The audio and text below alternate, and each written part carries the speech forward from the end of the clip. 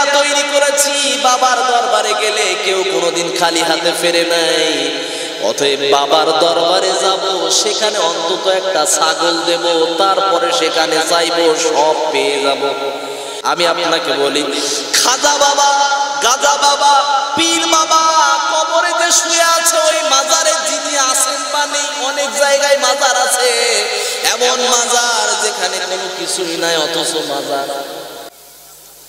একটা পীর বাবার মাজার, পীর বাবার কাছে একজন মুরিদ গেছে, মুরিদ গিয়ে বলছে, বাবা আপনার তো অনেক কেরামতি আছে, আপনি আমাকে একটা কেরামতি থেকে এমন কিছু দেন যাতে আমি মাল ধন প্রাপ্তবান, বিত্তবান, বিত্তশালী ব্যক্তি আমি যেন হয়ে যাই। আপনি কিছু একটা ব্যবস্থা করে দেন।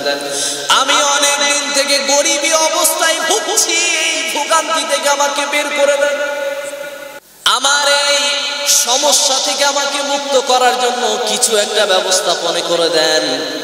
পীর বাবা তাকে বললেন, বাবা তোরে দেওয়ার মতো তো কিছু নাই, এক কাজ কর, আমার যে বাইরে গাধাটা আছে, ওই গাধাটাকে নিয়ে তুই যা ইচ্ছা তাই মাল বহন করাবি, কি করবি ওটা তোর ইচ্ছা, তবে ওই গাধাটাকে নিয়ে তুই চলে যা, আমার আর এরপরে কোনো মূল্যায়ন তোকে দেওয়া লাগবে না, টাকা পয়সা কিছুই দেওয়া লাগবে না। এখন পীর বাবার দরবার থেকে নিয়ে নিল, গাধাটাকে নিয়ে যাওয়ার পরে 1-1.5 ঘন্টা পথ যাওয়ার পরে গাধাটা মরে গেল, আর গায়ে ছিল একটা লাল চাদর। গাধাটাকে নিয়ে ওখানে শুয়ে আছে, ওটার উপরে একটা লাল চাদর কি করে দিল, ছড়িয়ে দিল। মানুষ দেখলো যে এখানে তো বেশ সুন্দর একটা মাজার আছে, কেউ দেয় 50 টাকা, কেউ দেয় 10 টাকা, দেওয়া শুরু করে দিল। এই 50 টাকা, 100 টাকা, 10 টাকা হতে হতে কেউ 500 টাকার নোট, আবার কেউ 1000 টাকার নোট, কেউ 2000 টাকার নোট দিতেও বাদ যায়নি। ভিতরে কি আছে? ভিতরে কি আছে? গাধা। এরপরেও তখন কি করলো, দেখলো যে এখানেই মাটি দিয়ে দিয়ে, মাটি দেওয়ার পরে ওর উপরে ওই লাল চাদরটা চড়িয়ে রেখে দিয়েছে। এরপরে সকলে আবার 2000, 1000, 500 সকলেই দিতে লাগলো। ও তখন কি করলো, ওই টাকা দিয়ে আর একটা লোককে বললো, এই তুমি এদিকে শোন। মুরিদ একটা লোককে ও তৈরি করলেন, বলে এই শোন, শুনে বললে এই 2000 টাকা দিচ্ছে, আর একটা ভালো নতুন চাদর কিনে নিয়ে আয়, লাল দেখে চাদর কিনে নিয়ে আয়। ওই যে চাদরটা লাগানো ছিল ওটা মাথায় বেঁধে নিয়ে সুন্দর করে একটা গলায় ভালো করে একটা পুঁতি পরা মালা পরে নিল। এবারে এইভাবে ভালো করে বসে গেল, সুবহানাল্লাহ লা ইলাহা ইল্লাল্লাহ, সুবহানাল্লাহ লা ইলাহা ইল্লাল্লাহ। আসলে এই দুটো ছাড়া আর কিছুই জানে না। এইরকম পীর বাবাও আছে যারা নিজে নামাজ জানে না, নিজের মুরিদকে কিভাবে নামাজ শেখাবে, কথা ঠিক কিনা, নিজেই কিছু জানে না তো অন্যের কি শেখাবে।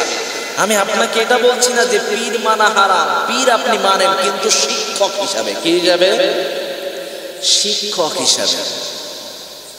পীরকে আপনি মানবেন, পীরের পায়ে সেজদা মারবেন, চুম্বন করবেন, স্পষ্ট শিরক, স্পষ্ট কি শিরক।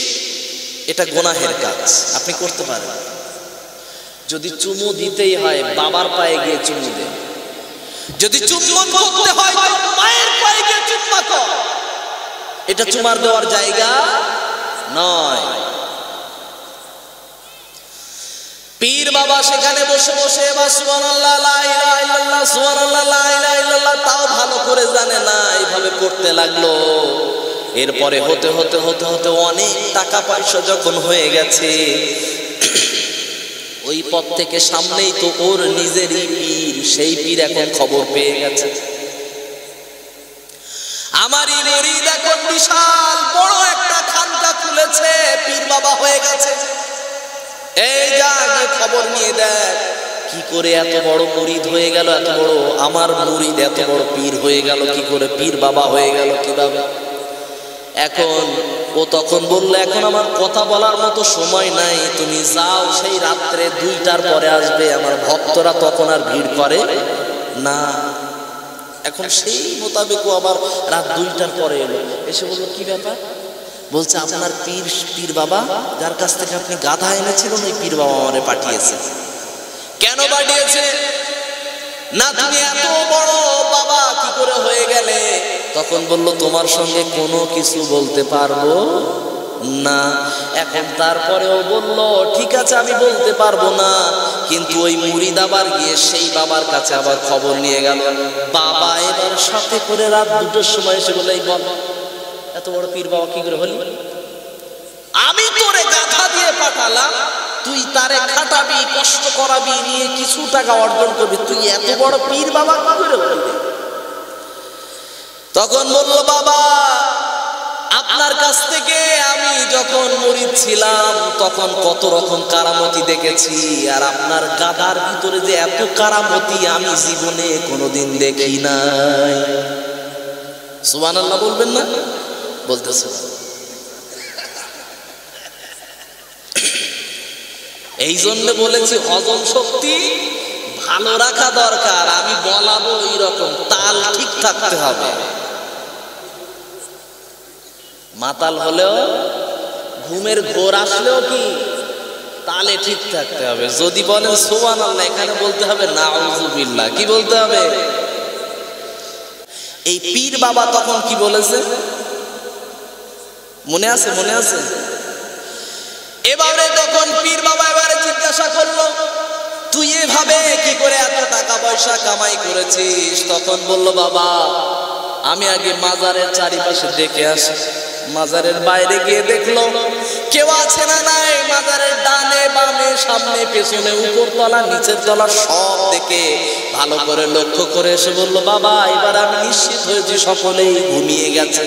এখন আমি বলছি আপনি যে গাধা দিয়েছিলেন ওই গাধাটার ভিতরে এত বেশি বরকত, এত বেশি তার দ্বারা আমি বরকত হাসিল করেছি, তার কাছ থেকে আমি পেয়েছি, কারামতি পেয়েছি।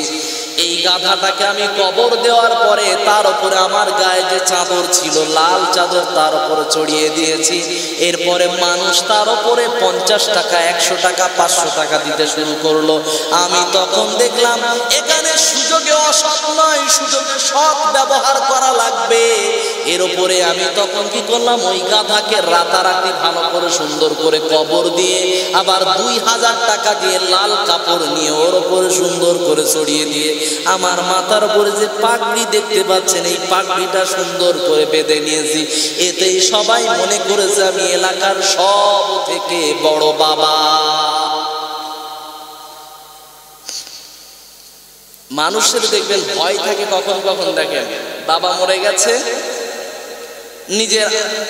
নিজের আব্বাজান মারা গেছে, ওই আব্বাজান জাহান্নামে যাবে না জান্নাতে যাবে ওটা জানে কে? জানে কে?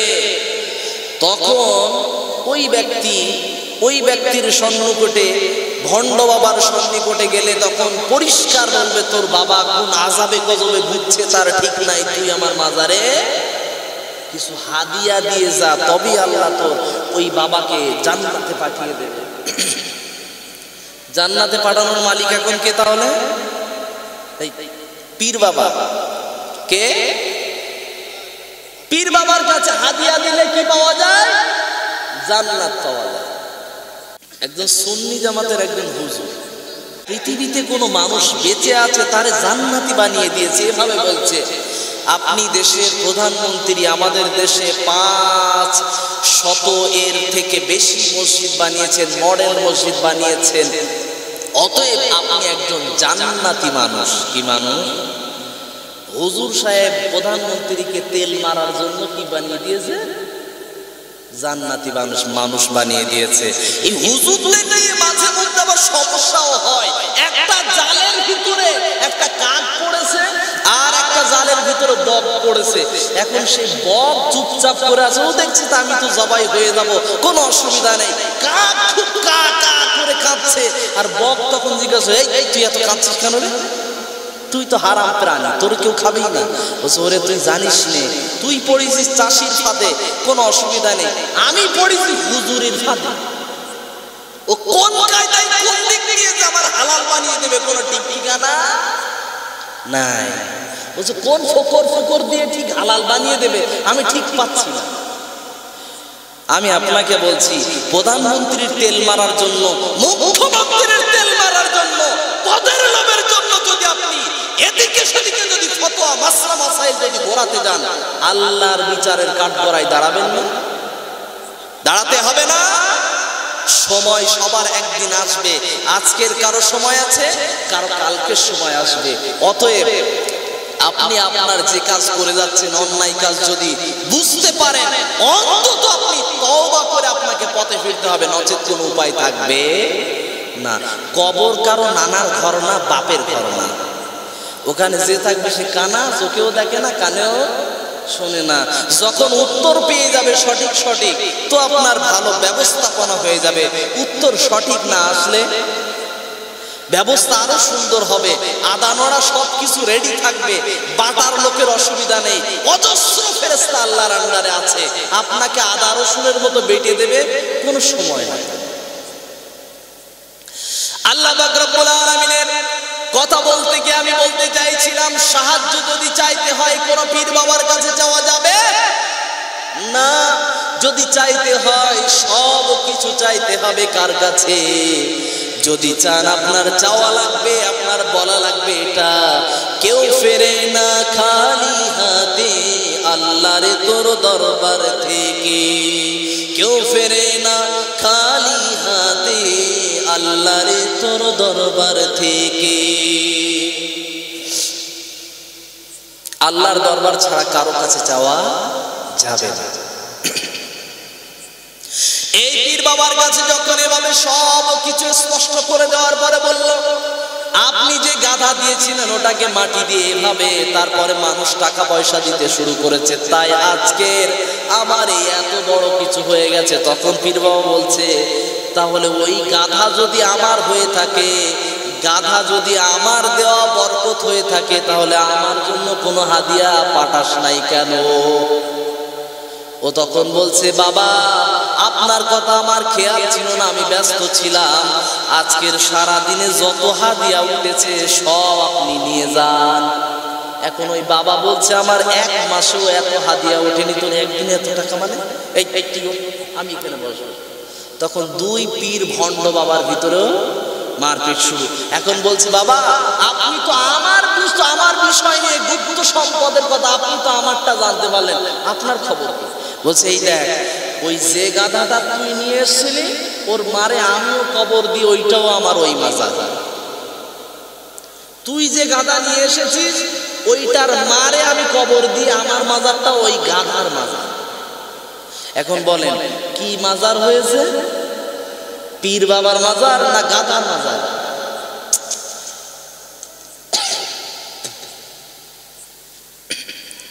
বক্তারা শুধু এসে বিরিয়ানি খায় না, পোকাও খেতে হয়।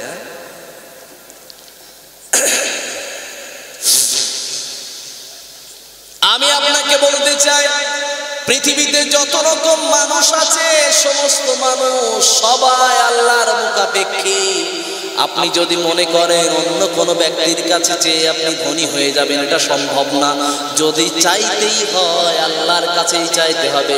শিখিয়েছেন পবিত্র কোরআনে, আল্লাহ পাক রব্বুল আলামিন নিজেই শিখিয়ে দিয়েছেন। তাহলে চাওয়ার বিষয়ে শিখিয়ে দিয়েছেন কে? সকলে আল্লাহর নামটা উচ্চারণ বলতে হবে। কে শিখিয়ে দিয়েছেন? সেই মহান আল্লাহ পাক রব্বুল আলামিন বললেন, আমানুস্তাঈনু বিস-সাবরি ওয়াস-সালাহ। হে ঈমানদার ব্যক্তিবর্গরা, তোমরা যখনই সাহায্য চাও তখন তোমরা দুইটা মাধ্যমে আল্লাহর কাছে সাহায্য চাইলে। তুমি যত ধনী হতে চাও, যত সুন্দরী মেয়ে পাইতে চাও, যত সুন্দরী বউ পাইতে চাও, যত হ্যান্ডসাম স্বামী পেতে চাও, আল্লাহ তোমার সকল স্বপ্ন পূরণ করে দেবে। ওই স্বপ্ন পূরণ করার মাধ্যম হলো দুইটা। এক নাম্বার হলো ধৈর্য ধারণ করা লাগবে, দুই নাম্বার হলো নামাজ পড়া লাগবে। আমাদের ভিতরে আবার মডার্ন স্টাইলিশ নামাজি আছে। রমজান মাসে যখন রমজান মাস এসে যায় তখন অনেক আমাদের যুবক ভাইরা রোজা রাখে। আমার ও কষ্ট করে রোজা রেখেছে, আমি কেন রাখবো না? কে রেখেছে? ও রেখেছে। ও রেখেছে মানে কেমন সময়? বাড়িতে এসে তাহাজ্জুদের সময় নয়, সাহারির সময়ে দাদি এসে দেখেছে ঘুম ভাঙেনি, মা এসে দেখেছে ঘুম ভাঙেনি, বাবা এসে দেখেছে ঘুম ভাঙেনি। এরপরে ফোন এসেছে, সাথে সাথেই নাক মেরে উঠে ফোনটা ধরে বলছে হ্যালো বলো শোনা। তারপরে ওর ঘুম ভেঙে গেছে, বলছে তুমি এখন সাহারি খাওনি? আমার তো খাওয়া হয়ে গেছে। ওঠো তাড়াতাড়ি, উঠে সাহারি খেয়ে নাও, ফজরের নামাজ পড়তে হবে। এই ফজরের নামাজ পড়া সুন্নত, তাই না? এইভাবে নামাজ পড়া সুন্নত। বলছে আমি প্রেম করি তাই কি হয়েছে? আমার ও না, আমার নামাজ পড়ার কথা বলে, আমার পর্দা করার কথা বলে। বলে এই পর্দা করা হালাল হলো? রেখেছে অবৈধ সম্পর্ক। মানে হচ্ছেটা কেমন জানেন? মদ খেচ্ছে আর বলছে গোপের পানি খাওয়া হারাম। কি খাওয়া হারাম? গোপের পানি খাওয়া হারাম। খাচ্ছেটাকে খাচ্ছেও হারাম, আবার বলছে গোপের পানি হারাম। আপনি ভাবছেন তাকে, আপনি ভাবছেন নামাজ পড়ছেন যে ডেকে দিচ্ছে, এইখানে শুরুই হয়েছে জেনা দিয়ে। কি দিয়ে? জেনা দিয়ে শুরু হয়েছে। নাম্বার 2, ওই নামাজটা আল্লাহর জন্য পড়া হয়নি, ওই নামাজটা পড়া হয়েছে ওই মেয়েকে সন্তুষ্ট করার জন্য।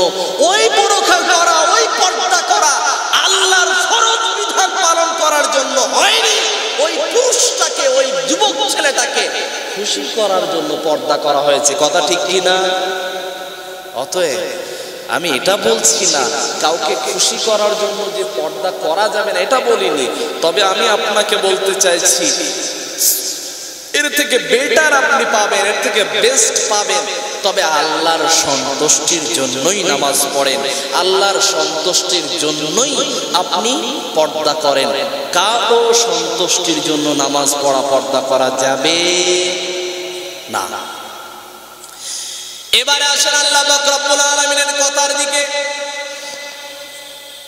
আমরা যদি মনে করি যে নামাজ আমি পড়বো, তবে আল্লাহর কাছে সাহায্য চাওয়ার জন্য আমি নামাজ পড়বো, এই নামাজের মাধ্যমে আল্লাহ পাক রব্বুল আলামিন আমার মনের সকল চাহিদা পূরণ করবেন। আমার মা মারা গেছে, বাবা মারা গেছে, তাদের জন্য যদি দোয়া করতে হয়, আমাকে নামাজি হওয়া লাগবে কিনা? কথা বলতে হবে। নামাজি হওয়া লাগবে। যদি বাবার জন্য দোয়া করেন, অসুস্থ, আপনার বোন অসুস্থ, আপনার স্ত্রী অসুস্থ, আপনার স্বামী অসুস্থ, আপনার বাড়িতে যতজন অসুস্থ আছে সকলকে সুস্থ করার জন্য ডাক্তার দেখানোর আগে সব থেকে বড় ডাক্তারের কাছে আগে ভিক্ষা চেয়ে নেন। আমাদের ডায়াবেটিস হয়েছে, আমাদের হাই সুগার হয়েছে, হাই প্রেশার আছে, আমাদের কোলেস্টেরল হাই হয়ে গেছে, চর্বি জমেছে, পেটে মেদ জমেছে, বুকে লিভারে চর্বি জমেছে, হার্টে চর্বি জমেছে। ডাক্তার পরামর্শ দিয়েছে ডায়েট মেনটেন করতে হবে, খাবার মেনটেন করতে হবে। ও সব মেনেছে। সকালবেলা 3 কিলোমিটার দৌড়াতে হবে, ও সব মেনেছে। যেই টাইমে ও দৌড়াতে যাচ্ছে ঠিক ওই টাইমেই কিন্তু ফজরের জামাত চলছে, ও মসজিদের পাশ দিয়ে দৌড়ে চলে যায়। কিন্তু নামাজ, ওর রোগ সারাবে আল্লাহ? ওষুধ খেয়ে খেয়ে বুড়ো হয়ে যাবেন, ওষুধ খেয়ে খেয়ে ভূত হয়ে যাবেন, মরে ভূত হয়ে আবার অন্য ভূত আবার হয় না, এটা আবার ধরে নেন না, কথার জন্য বললাম। মরে আপনি সব হয়ে যাবেন, কিন্তু আপনার রোগ সারবে না। আপনাকে যদি সারাতে হয়, সব থেকে বড় ডাক্তার যিনি, সেই আল্লাহর কাছে আপনি শেফা চান, আল্লাহর কাছে আপনি প্রার্থনা করেন, তারপরে দৌড়ান, কোনো অসুবিধা নেই। আপনি ডাক্তারের কথা শোনেন, কিন্তু আল্লাহর কাছে আগে চান। আমার পরামর্শ দেওয়ার উদ্দেশ্য এটা। আমাদের ভিতরে নামাজি আছে, কোয়ালিটি মেনটেন করা নামাজি। এমন কোয়ালিটি, বাড়িতে বিয়া এসেছে, বিয়াকে সন্তুষ্ট করার জন্য নামাজ পড়ে কি পড়ে না? অনেকে কুটুম আত্মীয় এসেছে, তার জন্য নামাজ পড়তে হবে। বাড়িতে বিয়ায় মহাশয় এসেছে, নামাজ পড়তে হবে। এখন ও তো নামাজে যাবে, শুনতে কি খারাপ লাগছে? খারাপ লাগছে? বিয়ায় সাহেব নামাজ পড়তে যাবে, সময়টা হল মাগরিবে। নামাজের জামাতের সময় কম না বেশি? এই সময় অনেক কম, সীমিত সময়। এখন বাড়িতে যখন বিআই মহাশয় এসেছে তখন ও সেই সময় কোনো রকম ভাবে বাড়ি থেকে একটা পাঞ্জাবি টেনে নিল, টেনে নিয়ে গাড়িতে পড়লো। স্ত্রীকে বলছে, আমি তো ঠিক করে নামাজ পড়তে জানি না, নামাজ কিভাবে পড়বো? সবাই যেভাবে পড়বো তুমি ওইভাবে চালিয়ে দেবে, সবাই যেভাবে পড়বে ওইভাবে তুমি দেখে দেখে চালিয়ে দেবে। এখনো তখন নামাজে যাওয়ার জন্য গেল, বিআই মহাশয় উযু করেছে, দেখে দেখে উযুটা কোনো রকম সেরে ফেলেছে। ওযুটা করার পরে মসজিদের ভিতরে ঢুকেছে, মাথায় টুপি দিতে খেয়াল নাই। বিআই সাহেব নামাজে দাঁড়িয়ে গেছে, ও তড়িঘড়ি করে দৌড়ে দৌড়ে বিআই মহাশয়ের পাশে দাঁড়িয়ে গেছে। এখন ওর পাশে পিছনে আর একটা মুসল্লি এসেছে, সে টুপি সম্পর্কে খুবই সচেতন। সে এখন দেখছে যে এর মাথায় তো টুপি নাই। এখন ও কি করেছে, কিনে নামাজে দাঁড়িয়ে গেছে, তো এখন তার কথা বলা যাবে না। কি করা যাবে না? কথা বলা যাবে। ও কিনে দিয়ে জোর করে গুঁতো দিয়ে বলেছে তোর মাথায় টুপি নাই, তার মানে তোর মাথায় টুপি নেই, ওইভাবে বোঝাতে চেয়েছে। এখন এই বিআই মহাশয় ভেবেছে এইটাই নামাজের নিয়ম, সবাই যেভাবে চালায়।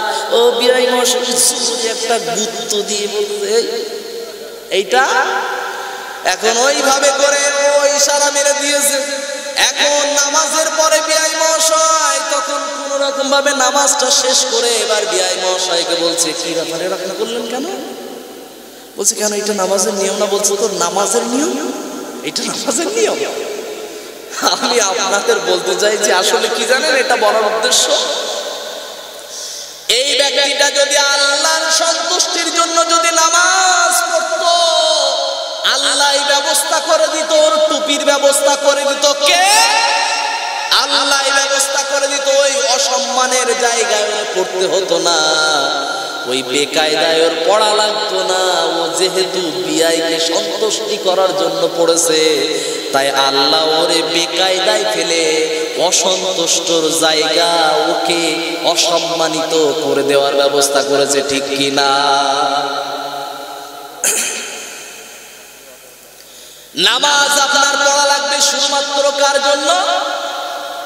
আল্লাহর জন্য। আল্লাহ পাক রব্বুল আলামিন তিনি বললেন, ইন্না আ'তাইনাকাল কাউসার ফাসাল্লি লিরাব্বিকা ওয়ানহার। ফাসাল্লি, তোমরা নামাজ পড়ো, লিরাব্বিকা, তোমার রবের জন্য।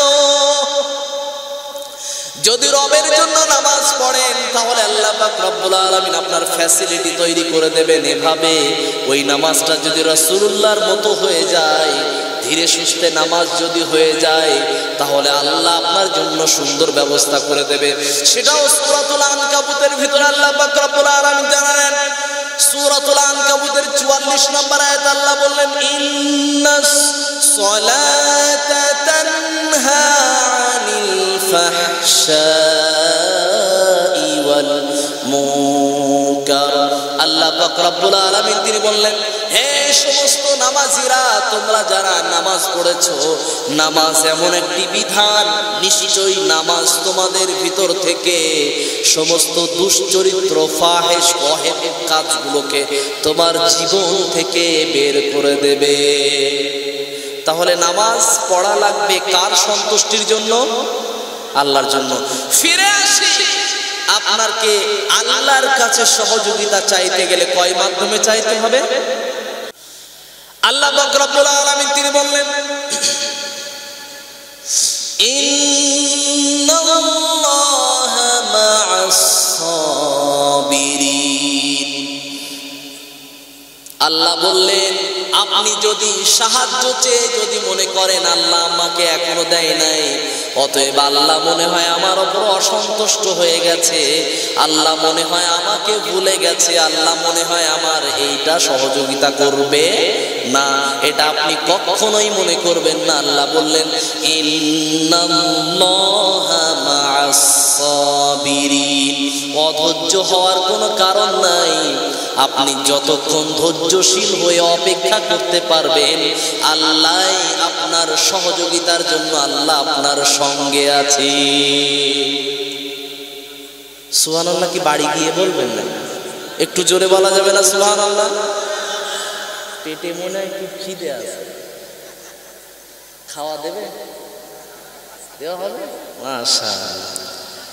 খাবার নাই, ও সব লাস্টে দেবে। আচ্ছা, আপনারা ওয়াজ শোনার জন্যই আসেন তো? আমি এই জিজ্ঞাসা করার মাধ্যমে যেন আবার কেউ অপমান বোধ বলে মনে করবেন না, আমি ক্ষমা চেয়ে নিচ্ছি। অনেকে এগুলোকে অনেকে সেন্টিমেন্টে নেয়, অনেকে মান সম্মানে লাগিয়ে নেয়, এটা মনে করবেন না ভাই।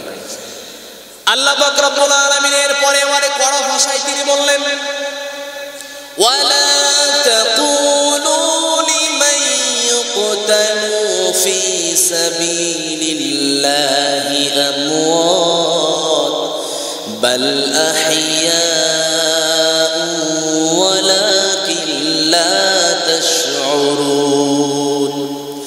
আল্লাহ পাক রব্বুল আলামিন তিনি বললেন, হে ইমানদার মুমিন ব্যক্তিবর্গরা,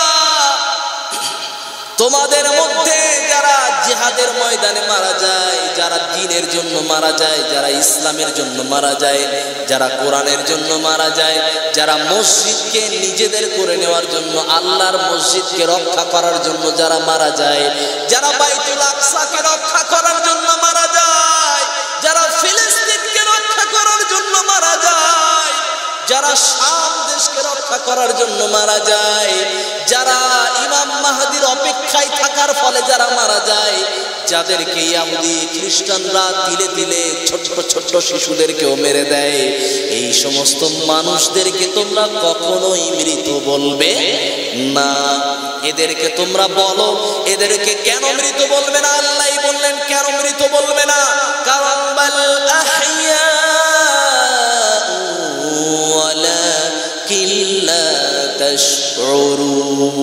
এরা আল্লাহর কাছে সকলেই জীবিত আছে, এদেরকে তোমরা কখনোই মৃত বলবে না।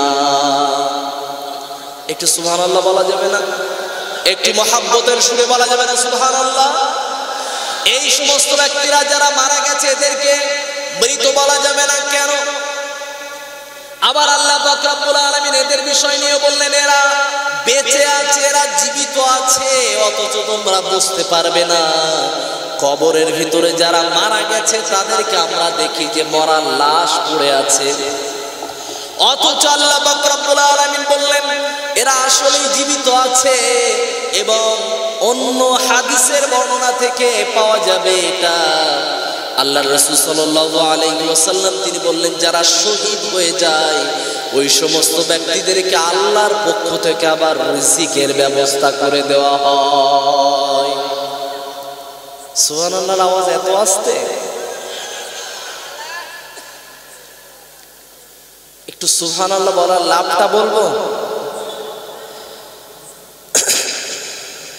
একবার যদি আপনি সুবহানাল্লাহ বলেন আর ওই সুবহানাল্লাহটা যদি আল্লাহর দরবারে যদি কবুল হয়ে যায়, তাহলে ওই সুবহানাল্লাহ বলার জন্যই জান্নাতে একটা গাছ বসানো হবে আপনার নামে। একটু জোরে বলা যাবে না? আল্লাহর রাসূল কারীম সাল্লাল্লাহু আলাইহি ওয়াসাল্লাম তিনি বললেন, যারা মৃত্যুবরণ করে শহীদ হওয়ার রাস্তায় তাদেরকে তোমরা মৃত বলো না, ওরা আল্লাহর কাছে জীবিত, ওরা আল্লাহর দরবারে জীবিত, আল্লাহর রহমতে জীবিত, ওরা কবরে জীবিত, ওরা রূহের জগতে জীবিত, এবং ওদেরকে আল্লাহ পাক রব্বুল আলামিন রিজিকের ব্যবস্থা করে দিয়ে থাকে। এই যে সমস্ত মানুষ না মারা যায়, এদের একটু ছোট্ট ছোট্ট করে একটু কথা বলে।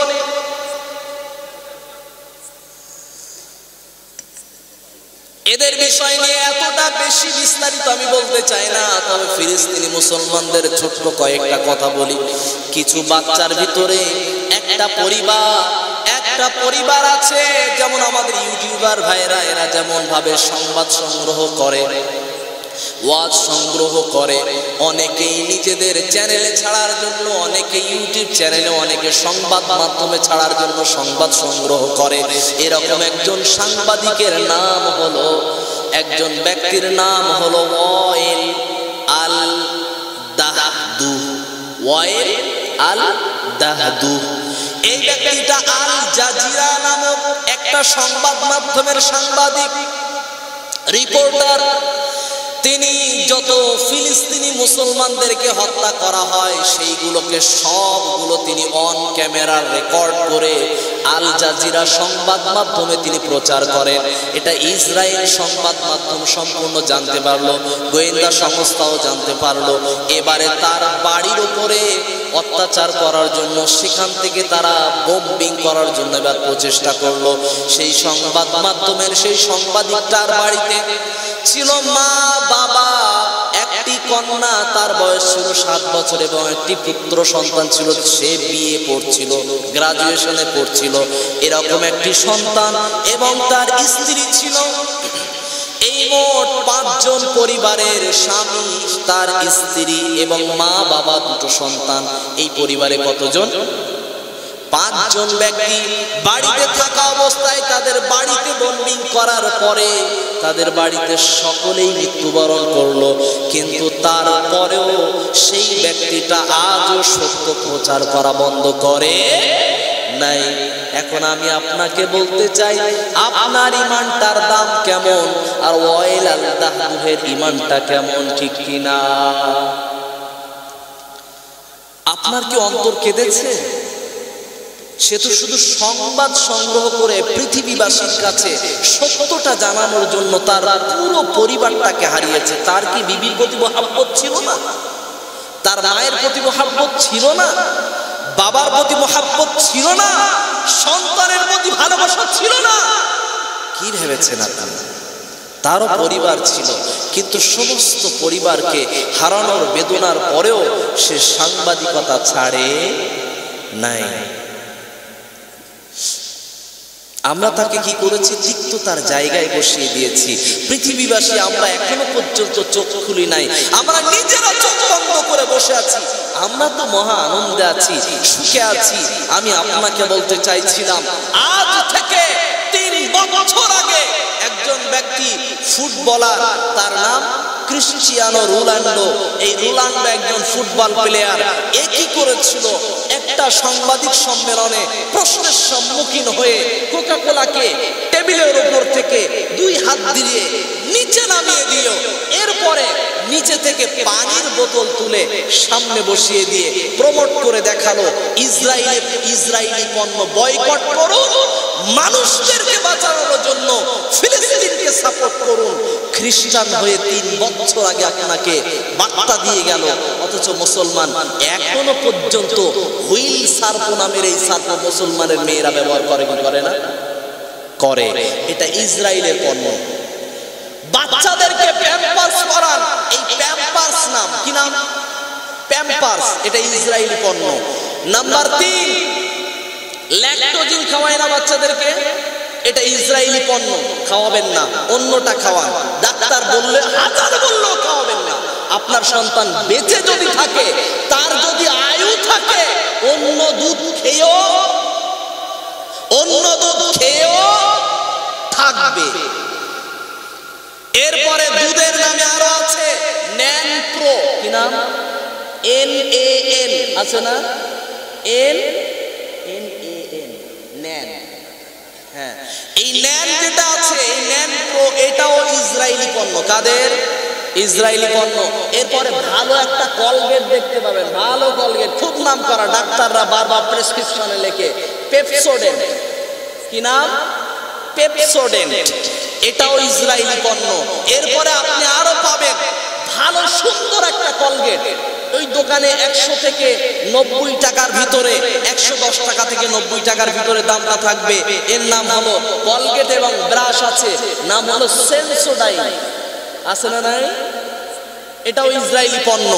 এরপরে প্রতিটা ঘরে ঘরে সাবান ব্যবহার করা হয়, ওই সাবানটার নাম লাইফ বয়। কি নাম আছে? লাইফ বয়। এটাও ইসরায়েলি পণ্য।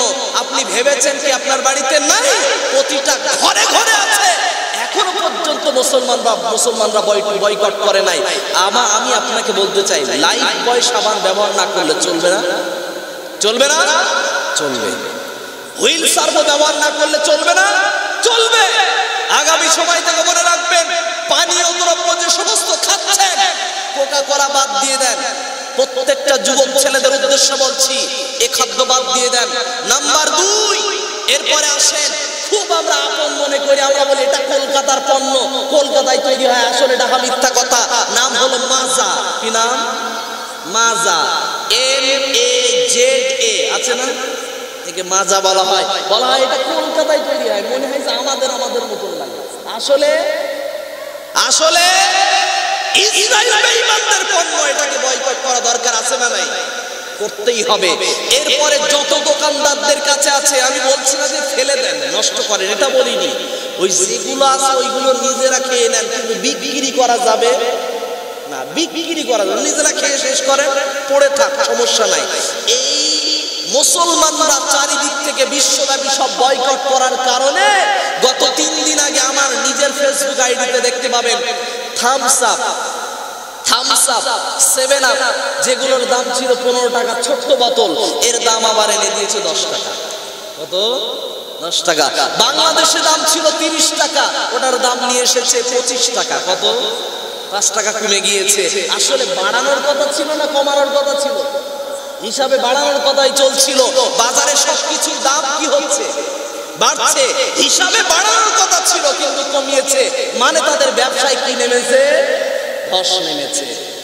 আমি আপনাকে বলছি আরো নামবে। এরপরে আসেন স্প্রাইট, এটাও ইসরায়েলি পণ্য, থামস আপ ইসরায়েলি পণ্য, 7 আপ ইসরায়েলি পণ্য, মাজা ইসরায়েলি পণ্য। আপনি যে নাম করেছেন না জিরুটাও যাচাই করার চেষ্টা করবেন, এটাও ইসরায়েলি হতে পারে।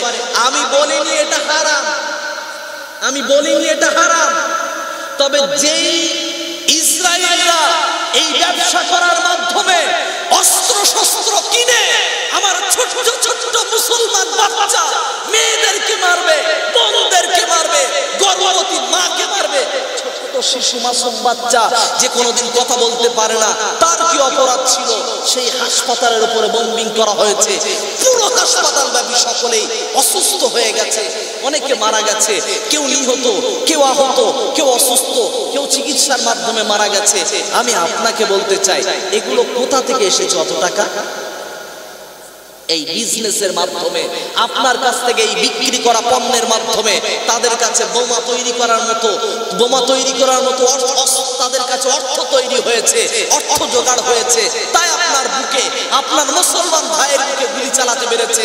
বর্তমান সময়ে এটাও ষড়যন্ত্র করা হচ্ছে। ফেসবুক এবং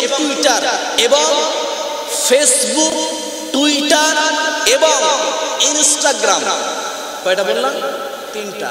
ফেসবুক, টুইটার, ইনস্টাগ্রাম, এই 3টাতে আপনি যদি এই 1 সপ্তাহের ভিতরে আপনার এই ফেসবুক এগুলোতে, এই 3টা সফটওয়্যারে, 3টা অ্যাপে যদি আপডেট আসে, আপডেট করবেন না।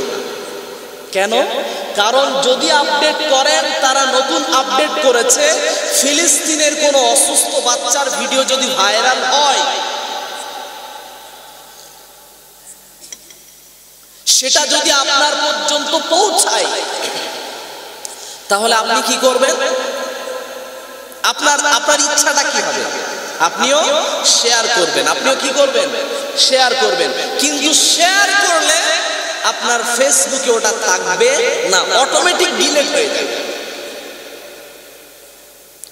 এটা নতুন ষড়যন্ত্র তৈরি করা হয়েছে। আপনি কি ভেবেছেন? পৃথিবীব্যাপী বেঈমান মুশরিকরা সকলেই এক হয়ে গেছে, কিন্তু আমরা মুসলমানরা এখনো কি? ও জোরে আমিন ওর মসজিদ ওটা যাবে না, ও পায়ে পা মিলায় ও মসজিদ ওটা যাবে না। কথা ঠিক না ভুল? আছে না নাই? আছে। ওরা আস্তে আমিন বলে, ওরা নাভির নিচে হাত বাঁধে, ওরা হাত বাঁধে না, ওরা কিয়াম করে, ওরা করে না, ওরা দরুদ পড়ে, আমরা পড়ি না। শুধু মাসলা মাসাইল মুস্তাহাব নিয়ে, দাড়ি নিয়ে মারামারি নাই। দাড়ির জন্য মসজিদ আলাদা হয়নি, সুদখোরদের জন্য মসজিদ আলাদা হয়নি, বেঈমানদের জন্য মসজিদ আলাদা হয়নি, মাযহাবের জন্য মসজিদ আলাদা হয়েছে। আরে মুসলমান, এটা ছিল মুস্তাহাব বিষয়, এটা ছোট বিষয়। আসলে দরকার ছিল তো, মাতাল তোর মসজিদে আসতে হবে, তুই সুদখোর তোর মসজিদে আসার অধিকার নেই, তোর বাড়ির বিয়ে কেউ পড়াবে না, তুই নিজে নিজে পড়া। আল্লাহ আল্লাহর হুকুম অমান্য করে চলবি, আল্লাহর বিধান মেনে চলবি না, আর তোর সবকিছু সুযোগ সুবিধা মসজিদের পক্ষ থেকে দেওয়া হবে, হবে না। করেছেন? করতে পারবেন না।